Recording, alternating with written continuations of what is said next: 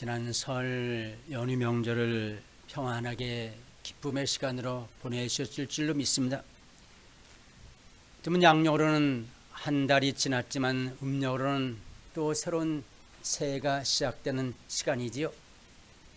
2022년 이민년 새해 한 해가 주신 사명과 책임을 잘 감당할 뿐만 아니라 이 일을 통하여서 하나님께는 기쁨이요 우리의 삶에는 은혜가 넘치며 우리의 소원하고 목표는 그 모든 것들을 아름답게 결실 맺는 한 해가 꼭 되시기를 주님의 이름으로 축원합니다.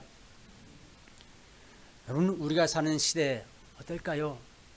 사회, 과학, 문명이 참으로 발달된 시대이지요. 그러다 보니 변화의 속도가 참으로 빠릅니다. 하루가 다르고 순간순간이 다른 시대를 맞고 있죠. 그러다 보니 한 가지 또 우리 앞에 오는 염려가 있습니다. 미래는 과연 어떻게 될 것인가 하는 염려와 불안과 걱정이 우리 앞에 늘 우리를 두렵게 하는 시대를 또한 맞고 있지요. 여기에다가 코로나 팬데믹이 길어지다 보니까 더더욱 앞길과 미래를 예측하기 힘든 시대를 우리가 맞고 있다라고 할 수 있습니다. 이런 불안정과 불확실한 시대에 사회에서 사는 우리에게 꼭 필요하게 요구되는 것이 있습니다. 뭘까요? 우리 앞길과 미래를 이끌 지도자, 리더가 요구되는 시대를 맞고 있다는 사실입니다. 오늘 우리가 다룰 내용은 지난 12월에 다루다 멈춘 민수기서를 계속해서 다루고자 합니다. 지난 12월까지 다룬 민수기서는 25장이죠. 민수기 25장은 애굽을 나온 이스라엘 백성들이 광야를 거쳐서 지금 모압 평지 아벨 시딤이라는 곳에 그들이 도착해서 그곳에서 진을 치게 됩니다. 시간으로 말하면 40년의 광야 시간을 다 지난 마지막 시점이죠. 그래서 한 4개월 정도 남은 그런 시간에 와 있다라고 할 수 있습니다. 이제 요단강만 건너면은 그들이 그렇게 원했던 가나안 땅에 들어가는 그런 순간이라고 말할 수 있습니다. 그러니 참 긴 광야의 40년의 여정을 다 끝마치는 시점에 와 있다라고 할 수 있습니다. 어쩌면 이곳에 도착한 저들의 마음은 어떨까요? 이제 고생이 다 끝났다. 요단강만 건너면 약속의 땅을 갈 수 있다는 소망찬 기쁨이 있을 것입니다. 그래서 그들은 어쩌면 지난날의 시간을 돌아다 보면서 마음을 가다듬고 가나안 땅을 향한 새 꿈을 품고 있는 시간이라고 말할 수 있지 않을까 생각합니다. 그런데 이곳 시딤에서 놀라운 사건이 하나 벌어집니다. 어떤 사건입니까? 백성들이 전염병으로 인해서 2만 5천 명이 죽는 사건이 벌어집니다. 왜 이렇게 많은 사람들이 죽어갑니까?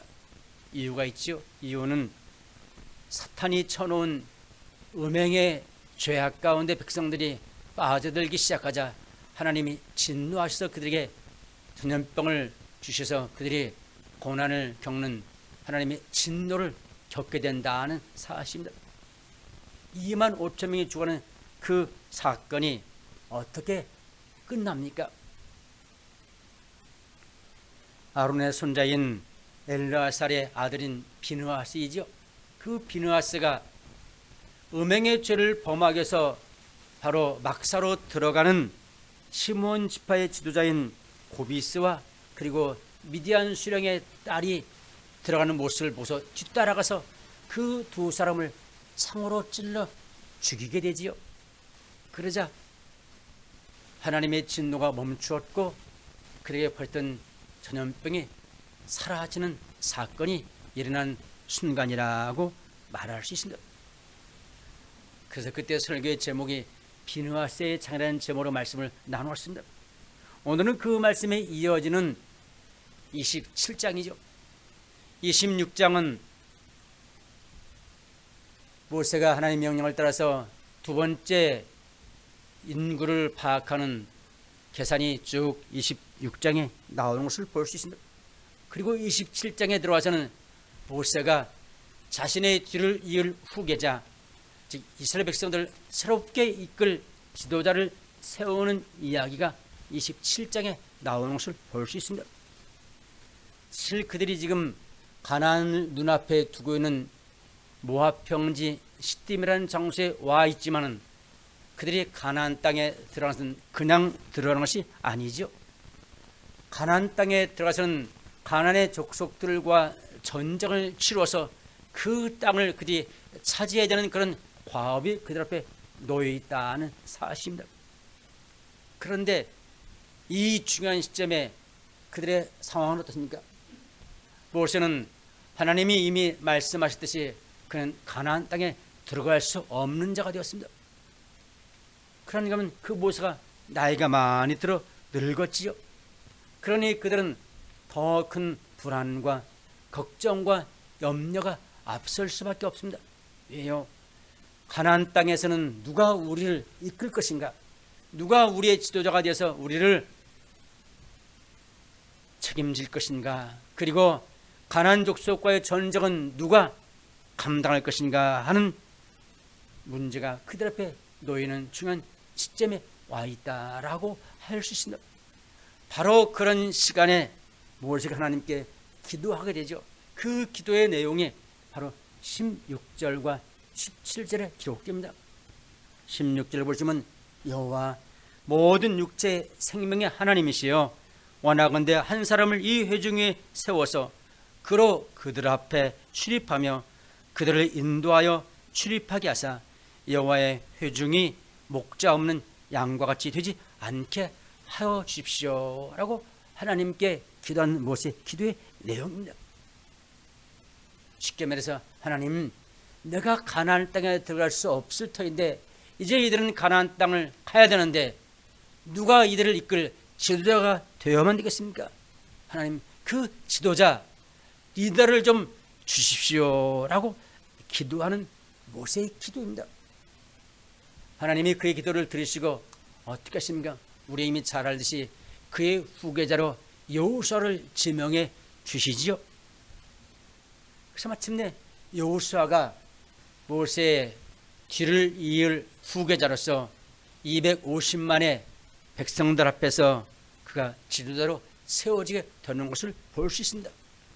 오늘은 그 리더가 될 수 있었던 조건, 아니 여호수아가 어떻게 해서 하나님의 세우신 리더자로 세움을 받을 수 있었는가 하는 사실이죠. 여러분, 앞에서 말씀드렸지 혼란과 혼돈스러운 이 시대 가운데 우리도 역시 리더를 구합니다. 그렇지 않습니까? 그런데 꼭 기억할 사실은 세상의 리더는 결코 우리에게 소망과 꿈을 주지 못한다는 사실입니다. 그러면 우리는 어떤 리더를 구하고 어떤 리더가 우리에게 필요할까요?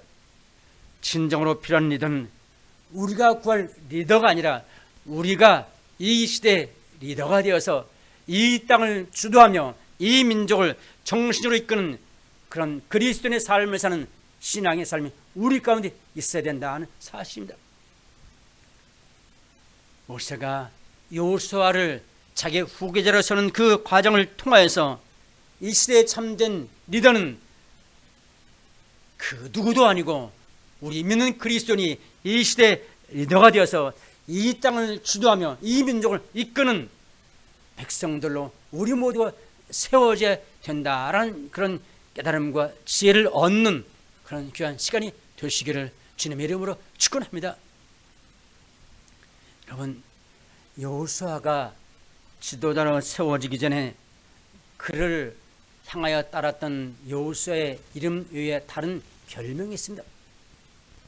여호수아가 붙었던 그 여호수아의 또 다른 이름은 뭘까요? 출애굽기 24장 13절에 보시면 모세의 부하, 여호수아의 별명이 모세의 부하입니다. 또 하나의 별명은 뭘까요? 여호수아서 1장 1절에 보시면 모세의 수송자라는 말이 바로 여호수아에게 붙었던 또 다른 이름이라고 말할 수 있습니다. 그러니까 여호수아는 누구인가? 그는 모세의 부하야. 아니, 그는 모세를 수종들은 시종자, 그의 수종들은 하인이다는 이야기가 여호수아에게 붙었던 이름이라고 말씀드릴 수 있습니다. 그 여호수아가 30살이 되었을 때 모세의 수종자가 돼서 40년 동안 모세를 섬기는, 모세를 따르는 자로 살아가는 그를 잘 볼 수 있습니다. 여기서 우리는 리더로서의 필요한 조건 첫 번째를 살펴볼 수 있습니다. 첫 번째 리더의 조건은 뭘까요? 첫 번째 리더의 조건은 섬기는 자가 되어야 그가 올바른 지도자가 될 수 있다라고 하는 첫 번째 조건입니다. 다시 말해서 다른 사람을 섬겨보지 않은 사람, 다른 사람의 부하가 되지 않은 사람은 지도자로서의 자격이 없다라고 말씀드릴 수 있습니다. 유대인의 경제를 보시면은 여호수아가 모세를 어떻게 도왔는가에 관한 기록을 잘 설명해 놓고 있습니다.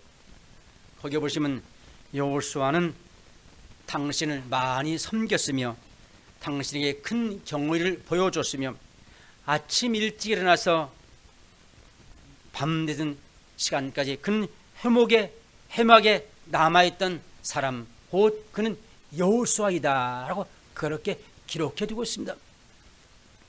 그러니까 여호수아는 늘 어쩌면 모세의 그림자처럼 모세 곁에서 모세를 섬기며 도왔던 인물입니다. 좀 전심을 다해서 모세를 잘 섬겼던 사람, 곧 그가 여호수아이죠. 그렇게 여호수아가 모세를 잘 섬겼기 때문에 그는 바로 이스라엘을 섬길 자격이 있는 사람이다라고 그렇게 유대인의 경전은 기록해 놓고 있다라는 점입니다. 철학자 아리스토텔레스는 그렇게 말했지요.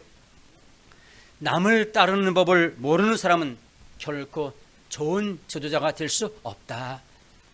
다른 사람을 섬겨보지 않은 사람들은 결코 좋은 리더가 될 수 없다라고는 그의 이야기입니다. 그러므로 좋은 지도자, 좋은 리더가 되기 위해서는 반드시 다른 사람을 섬겨보며 그의 밑에서, 다른 사람의 밑에서 그를 수고한 부하로서의 일을 경험해본 사람이 좋은 리더가 될 수 있다는 그런 이야기입니다. 우리가 인간적으로 몸되고 좋은 성품의 사람들을, 리더를 두고서 그를 지도자로 두고서 따르는 것은 쉬운 일이죠. 그러나 단점과 약점이 많은 지도자와 리더를 따르는 것은 결코 쉽지 않은 일입니다. 왜요? 모세에게는 인간적인 약점과 연약함이 많았기 때문이라고 말할 수 있습니다. 그는 어떤 약점과 연약함이 있습니까? 그는 먼저 다른 사람보다 말을 잘 못했다라고 성경은 말씀하고 있습니다. 그러니까 하면 그는 구스 여인을 아내로 맞습니다. 구스 여인의 말은 이방인을 아내로 맞았지요. 그러니 미리암을 비롯해서 아론의 항의와 많은 사람들의 비난과 좀은 눈총과 손가락질을 받아야 되었던 지도자라고 말씀드릴 수 있습니다.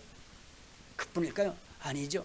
그 모세의 리더십에 마음에 들지 않아서 그 모세의 리더십이 반개를 들고 고라와 250명의 지도자들이 모세의 글에 반개를 들고 저항했던 사건도 있다라고 말할 수 있습니다. 그러니 모세는 사실은 평범한 지도자, 많은 사람들에게 인정받는 지도자이면 동시에 많은 사람들이 그를 반대했던 인물이라고 말씀드릴 수 있습니다. 그런데 그런 순간에도, 그런 경우에도 여호수아는 변함없이 묵묵히 바로 그 모세를 수종들고 그를 섬겼던 사람이라는 점입니다. 여러분이 잘 아는 다윗 왕 있죠? 여러분, 그 다윗 왕의 위대함 가운데 하나가 뭘까요? 사울 왕을 끝까지 섬기지 않습니까? 그가 사울을 죽일 여러 번의 기회가 있었고, 아니 좀은 자기와 아무 관계없는 그 사울왕이 자기를 죽이려고 수단 방법 가리지는 그 상황 가운데서도 그는 사울왕을 미워하거나 죽이려는 마음을 전혀 품지 않았다는 사실이죠. 왜일까요? 이유는 단 한 가지입니다. 그런 사울왕이지만 하나님께서 그를 내 위의 지도자, 즉 이 땅을 지도하며 통치할 왕으로 세우셨기 때문에 그 권위와 하나님의 주권을 인정하는 그 믿음이 다윗의 믿음이었기에 다윗은 그를 끝까지 섬겼다는 사실입니다. 여러분, 지도자, 리더라는 것이 완전해서 지도자, 리더가 되는 것일까요? 그것은 아니죠. 그럼에도 불구하고 우리는 그들을 따라야 될 영역과 책임이 바로 우리에게 있다라고 말할 수 있습니다. 그래서 섬기는 자는 리더가 유능하기 때문에 그가 특출나기 때문에 그를 따르며 섬기는 사람이 아니라는 사실이죠. 부족한 점이 있고 좀 나보다 못한 요소도 있지만 그러나 그가 내 위에 세우신 하나님이 세우신 지도자이고 하나님께 주신 권력자이기 때문에 어쩌면 우리는 순종하는 삶을 살아야 된다는 사실입니다. 여러분, 직장을 다니신 분이든지 다니지 않으신 분들도 잘 아시죠? 직장 상사나 위에 사람을 대할 때 그러니까 그가 단점과 모순점을 찾을 때가 많이 있습니다. 그런 점을 볼 때가 많죠. 여러분, 그럼에도 불구하고 우리가 그들을 따르며 그들을 순종하며 섬기게 될 이유는 뭘까요? 그는 바로 하나님이 내 위에 세우신 권위자라는 사실입니다. 그 사실을 따라서 우리는 내가 그들 앞에 순종하며 그들을 따라야 될 영역이 나의 책임이요 나에게 맡겨진 일이라는 사실이죠. 바로 그때 하나님이 보시는 중요한 관점이 있습니다. 하나님 보시는 관점은 그 리더가, 그 지도자가 옳고 그른가, 잘됐고 못됐고 훌륭한 것인가를 하나님은 보시지 아니하시고 내가 그 리더를 얼마나 따르며 순종하는가, 그를 내가 얼마나 섬기는 자인가를 하나님은 보고 계신다라는 사실입니다. 그래서 그 밑에서 훈련받고 그 밑에서 연단받아 마침내 내 스스로 나를 지도자로 만드는 내 스스로 내가 많은 사람들을 이끄는 그런 훌륭한 리더로 세워지고 만들어져 가게 된다라는 사실입니다. 하나님 이것을 보고 계시며 하나님 이것을 원하고 계신다라고 말할 수 있습니다. 여러분, 엘리사 선지자 잘 아시죠? 북이스라엘에 엘리야와 엘리사 선지자가 있었는데 엘리야보다도 갑절의 영감으로 능력 있게 활동하는 사람이 그의 수제자인 곧 엘리사라고 말할 수 있습니다. 근데 여러분, 이 엘리사 어떤 사람입니까? 엘리사는 바로 선지스승인 엘리야를 수송들면서 6년 동안 그를 섬기는데 어떻게 생깁니까? 그 엘리야 선지자가 손을 씻을 때 그 옆에서 물을 따라주면서 손 씻는 그를 도왔던 인물이 곧 그의 수송되는 사람 시종 엘리사였다는 사실입니다. 그 일을 6년 동안 잘 감당합니다. 그러다가 마침내 하나님이 그에게 그의 스승인 엘리야보다도 갑절의 능력과 영감을 주셔서 그를 엘리사의 후계자를 세우셔서 마침내 위대한 일들을 감당케 하신다는 사실입니다. 신약성경 보시면 에베소 지역에서 목회사역을 잘 감당했던 디모데라는 젊은이가 있습니다. 여러분, 그 젊은이 바로 그는 바울의 삶을 뒤에 섬겼던 사람 가운데 한 인물이라고 말할 수 있습니다. 여러분, 그 디모데가 바울을 어떻게 섬겼는가 하는 이야기가 빌립보서 2장 22절에 기록됩니다. 빌립보서 2장 22절에 보시면 바울의 이야기죠. 바울이 디모데를 향해서 이렇게 말합니다. 디모데의 연단을 너희가 아나니 자식이 아버지에게 함같이 나와 함께 복음을 해서 수고하였다라고 그렇게 바울이 디모데를 칭찬합니다. 이 말의 의미는 바로 그런 이야기입니다. 디모데가 바울을 섬기는데 어떻게 섬기는가? 마치 자식이 아버지를 섬기는 것 같이, 자식이 아버지를 모시는 것 같이 디모데가 나를 그렇게 섬기고 나를 그렇게 수송들었다라고 바울은 그렇게 디모데를 이야기합니다. 여러분, 여기서 알 수 있는 사실은 뭘까요? 진정한 지도자는 그가 그의 삶 속에서 아래에서 섬김의 삶을 어떻게 살았느냐, 그 섬김의 경험을 통해서 마침내 그가 훌륭한 지도자로 세워지게 된다는 사실입니다.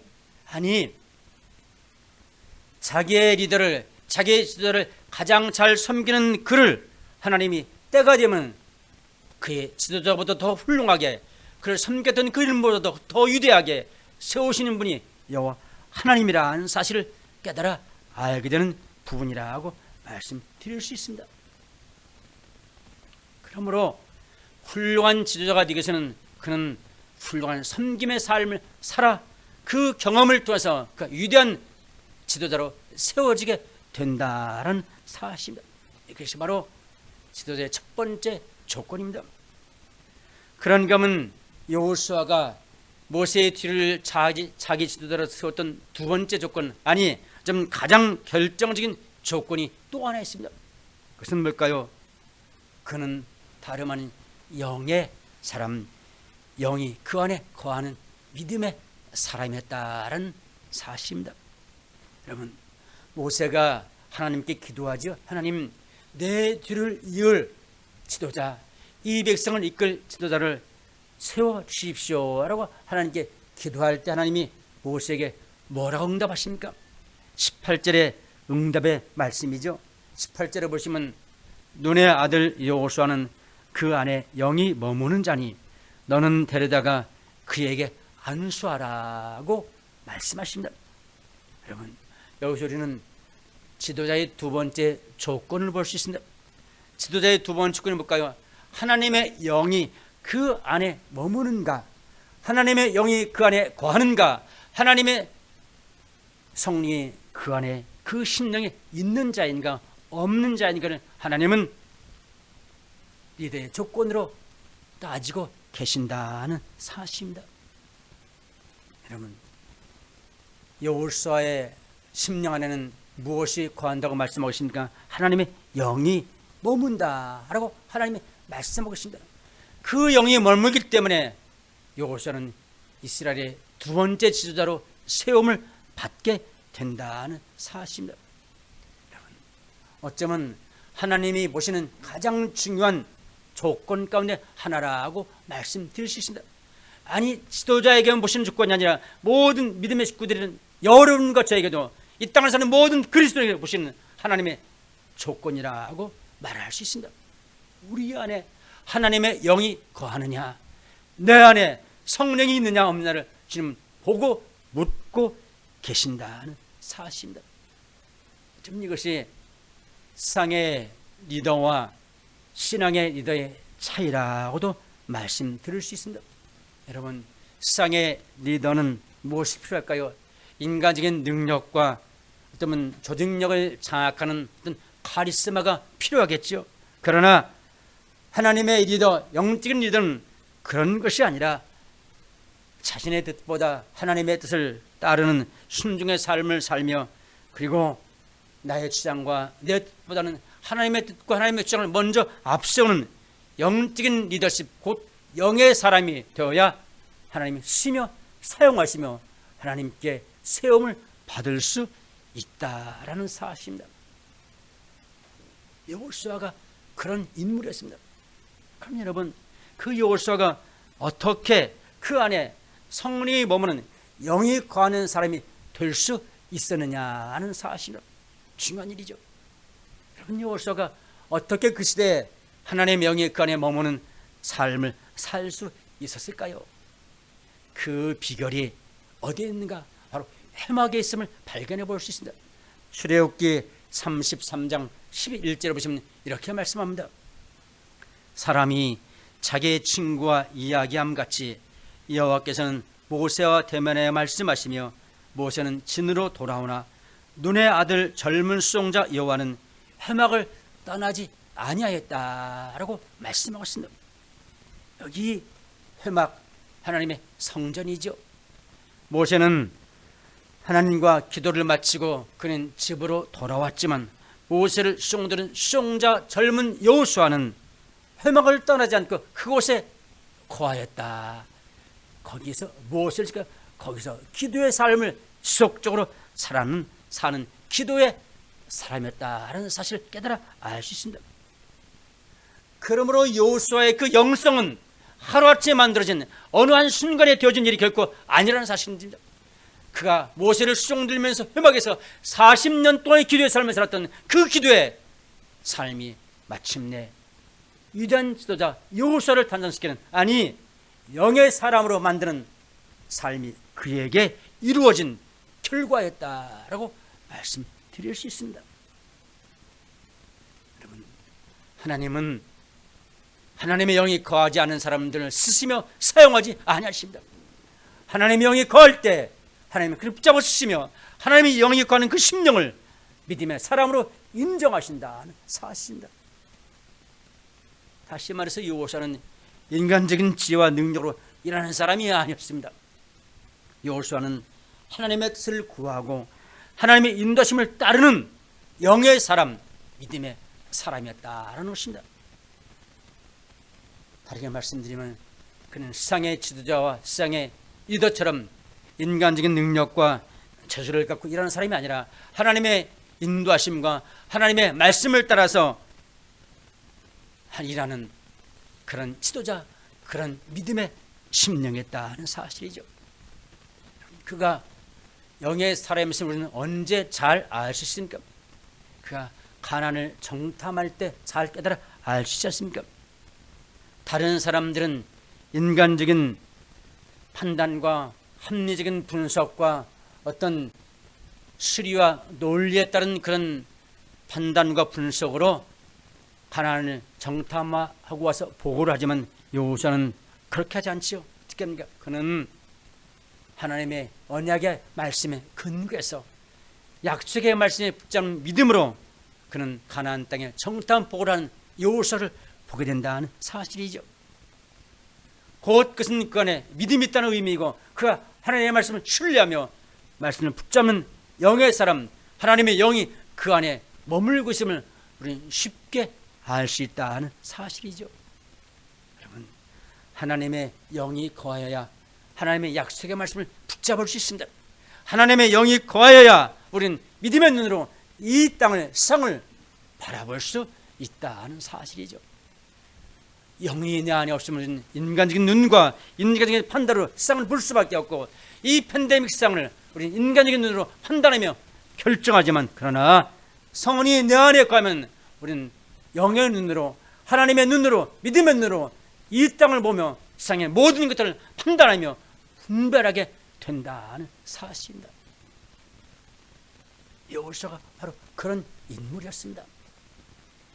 세 번째 조건은 뭘까요? 그는 다음 세대를 준비시키는 지도자가 될 수 되었다는 사실이죠. 우리는 이것을 모세의 리더십을 통하여서 확인해 볼 수 있습니다. 오늘 본문 22절과 23절입니다. 모세가 여호와께서 자기에게 명령하신 대로 하여 여호수아를 데려다가 제사장 엘르아살과 온 회중 앞에 세우고 그에게 안수하여 위탁하되 여호와께서 모세에게 명령하신 대로 하였더라고 말씀하고 있습니다.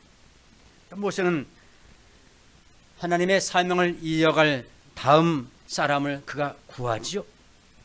그렇게 구할 때 하나님이 말씀하시되 그는 그 명령을 따라서 여호수아를 세우는 것을 볼 수 있습니다. 그러면 그 모세의 지명을 받고 자기 지도자로 세움받은 여호수아의 마음은 과연 어떠했을까요? 한마디로 그는 두려워 불안에 떠는 것을 우리는 여호수아서 1장을 통해서 잘 발견해 볼 수 있습니다.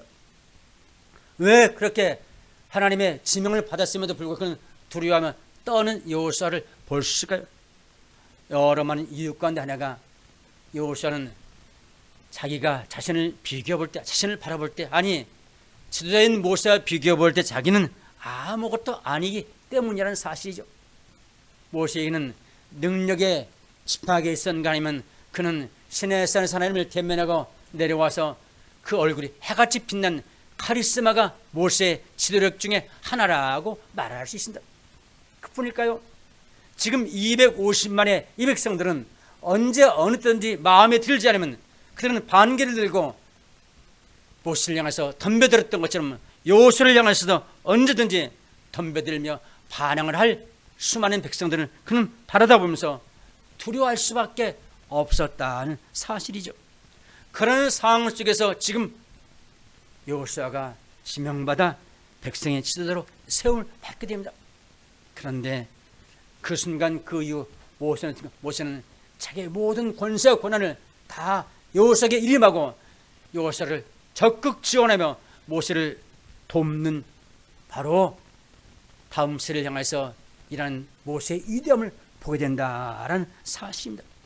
그러니까 모세의 관심은 내가 이 백성을 지도할 지도자로서 내가 얼마나 위대하며 능력 있는 지도자인가를 드러내며 나타내기를 원하는 것이 아니라 하나님의 뜻과 하나님의 섭리와 하나님의 모든 역사가 끊어지지 않고 멈추지 않고 계속해서 이 백성들에게 이어지게 해서 그는 여호수아에게 신을 다하며 그의 모든 고난과 모든 것들을 임하며 맡기며 그를 돕고 지원하는 위대한 모습을 모세를 통해서 보게 된다는 사실입니다. 우리는 지도자의 또 하나의 위대함을 볼 수 있습니다. 지도자의 위대함은 자신이 지도자로서 세움받아 리더하며 통치할 때의 위대함, 그 위대함이 자리를 물러선 다음에 그는 그 위대함을 자신이 갖지 않고 후계자에게 인계해서 그 모든 것들이 동일하고 똑같이 아니면 그보다 더 위대하고 능력 있게 후계자에게 전달되며 모든 것이 영향력을 미치는 삶을 사는 삶을 위해서 열심히 힘썼던 사람이 참된 지도자이고 그가 바로 위대한 지도자라는 사실입니다. 여러분, 인간의 지도자를 한번 가만히 잘 보십시오. 자신이 앞서고 리더로 있을 때는 그러니까 자신의 위대함과 그리고 똑똑함을 드러내지만 자신이 그 자리를 물러나면 다음 사람 인정하며 그를 지도하며 아니 그의 위대함을 인정하며 그를 밀어주는 모습을 찾기가 어렵습니다. 오히려 그의 잘못을 지적하며 그를 비난하며 그를 조롱하지만 그러나 참된 지도자는 그가 연약할지언정 혹시 자기보다 못할지언정 부족할지언정 그는 그 모든 영향력과 힘을 그를 밀어주며 그를 돕고 그에게 힘을 실어주는 지도자가 위대한 지도자 참된 지도자라는 사실이죠. 그게 바로 모세였다는 사실을 보게 된다는 것입니다. 이런 위대함이 바로 여호수아를 위대한 인물로 세웠고 마침내 이스라엘 백성들을 아름답고 귀하게 이끄는 지도자로 세워지게 된다는 사실입니다. 말씀을 정리합니다. 여러분, 오늘의 말씀을 어떻게 하면 우리는 우리의 삶에 적용할 수 있을까요? 첫째는 나는 과연 능동적인 섬기는 자인가? 아니 섬김에서 능동적으로 섬기는 사람인가를 스스로 질문해 보장하신다. 누구에 의해서 아니면 또 다른 것에 의해서 어쩔 수 없이 섬기는 그런 섬김의 사람인가? 아니면 내가 스스로 자원하는 마음으로 섬기는 삶을 사는 자인가를 스스로 보아야 된다는 사실입니다. 보통 그렇게 이야기하죠. 한 젊은이가 회사 입사해서 그가 임원이 되기까지 혹은 상사가 되기까지 보통 20년의 세월이 걸린다라고 그렇게 표현합니다. 그러니까 20대에 입사한 그가 40대 속된 말로 말해서 나이가 들어서 상사가 될 수 있다는 사실이죠. 좀 50견이 들어서야 비로소 그가 윗자리에 앉을 수 있는 위치가 이 시대의 현 상황이라고 말할 수 있습니다. 직장인들에게 자기의 상사가 얼마나 마음에 들고 자기의 상사가 얼마나 충족한가 만족하는가를 조사한 설문이 있습니다. 그 설문이 100점 만점으로 조사했는데 몇 점이 나왔을까요? 44점이 나왔습니다. 44점이 나왔다는 말은 학점으로 따지면 F학점, 탈락 점수에 해당하는 점수라고 말할 수 있습니다. 그것은 무엇을 말할까요? 대부분의 많은 직장인들이 자기의 상사에 만족하지 않는다는 사실이죠. 마지못해서 따라가며 마지못해서 그게 섬기는 삶을 산다라는 사실을 대변해주는 그런 조사라고 말할 수 있습니다. 여러분, 꼭 기억할 사실은 리더는, 지도자는, 상사는 나의 선호도에 따라서 섬김을 선택하며 결정하는 대상이 결코 아니라는 사실입니다. 하나님이 내 위에 세워진 권위자이기 때문에 우리는 전적으로 그를 따르며 섬기는 삶을 살아야 되는 것이 우리의 삶의 위치라는 사실이죠. 그래서 리더라는 말이 독일어로 참다, 고통받다, 견디다라는 뜻이죠. 그런데 반면에 섬기는 자라는 뜻은 돕다, 후원한다라는 뜻을 갖고 있습니다. 그러니까 섬기는 자는 리더의 고통을 알아서 그를 돕고 후원하는 사람이 바로 아랫사람, 그를 섬기는 자라고 말씀드릴 수 있습니다. 그러니 리더가, 지도자가 고통을 받고 어려워 힘들 때 아래에서 그에게 힘과 위로를 주며 그를 돕는 사람이 가장 훌륭한 섬기는 자, 가장 밑에서 그를 잘 섬기는 소위 말하는 팔로워라고 말씀드릴 수 있다는 사실입니다. 그래서 섬기는 자의 사명, 즉 팔로워의 사명은 바로 리더의 고통을 돕고 그를 잘 후원하며 도와서 바로 리더를 살리며 리더를 위대한 사람으로 만드는 사람이 가장 잘 섬기는 자요, 가장 위대한 팔로워라고 이야기한다는 사실입니다. 그러므로 우리는 리더를, 지도자를 비판하거나 판단하는 그런 위치가 아니라 우리는 수동적으로 내가 자발하는 마음으로 그를 돕고 섬기는 삶을 통해서 그를 위대하게 만들고 그를 위대하게 만드는 그 일을 통해서 내가 훌륭한 지도자와 리더로 세움을 받게 되고 마침내 내가 되면은 하나님은 그런 우리를, 그런 나를 지도자의 자리에 그리고 리더의 자리에 세우게 된다는 사실입니다. 두 번째 적용점은 뭘까요? 두 번째 적용점은 나는 과연 하나님의 영이 내 안에 머무는 사람인가, 성령이 내 안에 거하는 자인가 스스로 여러분이 돌아보시길 바랍니다. 여러분, 어떻게 하면 여호사처럼 하나님의 영이 우리 안에 머무는 삶을 살 수 있을까요? 잠언 1장 23절을 보시면 이렇게 말씀합니다. 내 책망을 듣고 너희가 회개하면 내가 내 영을 너에게 부어주고 내 말을 너에게 깨닫게 해줄 것이다. 여기 잠언 1장 23절을 보시면 하나님의 영은 그냥 부어주는 것이 아니다. 하나님의 영은 그냥 주시는 것이 아니다. 어떻게 어떤 자에게 주신가? 회개하고 죄에서 돌이킬 때, 회개하며 죄에서 돌이키는 자에게 하나님이 그에게 영을, 성령을 부어 주신다는 사실입니다. 여러분, 죄가 뭡니까? 죄는 하나님을 내 주인으로 섬기지 않고 하나님의 말씀을 따르지 않는 것이 죄이지요. 그 죄에서 돌이켜서 하나님의 말씀을 따르며 순종할 때 하나님께서 그 영을 부어주시고 그 영이 부어질 때 우리는 하나님의 말씀 깨닫게 되고 하나님의 말씀을 깨달아 알 때 우리는 비로소 내 삶에 그 말씀을 적용하며 그 말씀을 따르는 믿음의 삶을 살게 된다 하는 사실이죠. 그때 우린 좌우로 치우치지 않은 굳건한 신앙과 믿음의 사람이 되게 된다 하는 사실이죠. 세 번째 적용점은 뭘까요?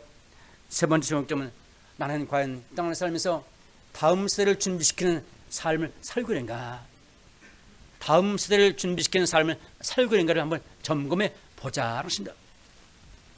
시대가 혼란스럽고 불안하다 보니 많은 사람들이 현실의 삶에 급급해서 우리는 다른 데 눈을 돌리거나 더 이상의 것을 우리가 추구하지 못하는 시대를 만나고 있습니다. 그러나 현실의 삶에만 급급하지 말고 우리는 또 다른 세계, 이후의 세계, 미래를 바라볼 자는 미래를 볼 수 있는 믿음의 눈을 갖고 나아가는 다음 세대를 세울 수 있는 신앙의 삶을 사는 것이 우리들이 살아야 될 삶의 또 하나의 과제라는 사실입니다. 여러분, 세상은 참으로 빠르게 급변하는 시대를 맞고 있습니다. 급물살을 맞는 그런 시대에 우리가 살고 있죠. 그 시대에 하나님이 쓰는 리더, 하나님이 세우신 지도자는 옛날이나 지금이나 여호수아가 살 때나 우리 사는 시대나 조금도 변하지 않았다는 사실입니다. 혼돈스러운 시대, 혼란스러운 시대에서 누가 우리를 이끌어줄 것인가? 누가 이 나라를, 누가 이 민족을 이끌 지도자로 세울 것인가 라고 한탄하며 지도자가 없다, 지도자의 자격이 부족하다라고 탓하며 말하지 말고, 우리가 믿음의 성도된 우리가, 여러분과 제가 이 시대 리더자로 지도자로 세울 때, 세움을 받을 때, 그런 삶을 살 때 우리를 통해서 그들보다 유대한 업적과 일들이 이 땅에 펼쳐지며 하나님의 통치 다스림이 이 땅에 세워지는 놀라운 역사와 일들을 이루어갈 수 있다는 사실입니다. 그런데 우리는 그런 생각과 마음 품지 않고 누가 이 땅을 지도하며 이 땅을 세워줄 훌륭한 지도자와 리더가 될 것인가 라고 어쩌면 TV 앞에서 그들을 바라보고 있지 않습니까? 믿음의 삶의 모습이 결코 아니라는 사실이죠. 참된 지도자와 리더는 그들이 아니라 바로 우리이다, 바로 나이다 라는 사실을 여러분이 기억하시고, 오늘 말씀드린 것처럼 섬기는 삶을 살고 하나님의 영이 내 안에 머무는 삶을 살고, 그리고 다음 세대를 세우는 그 삶을 살아갈 때 마침내 이 땅에 하나님의 질서가 세워지고 이 땅에 하나님의 통치와 다스림이 이 땅에 임하게 된다는 사실입니다. 그런 지도자로서 살아가는 그런 삶을 사는 우리 모든 식구들이 되시기를 주님의 이름으로 축원합니다. 기도하시겠습니다.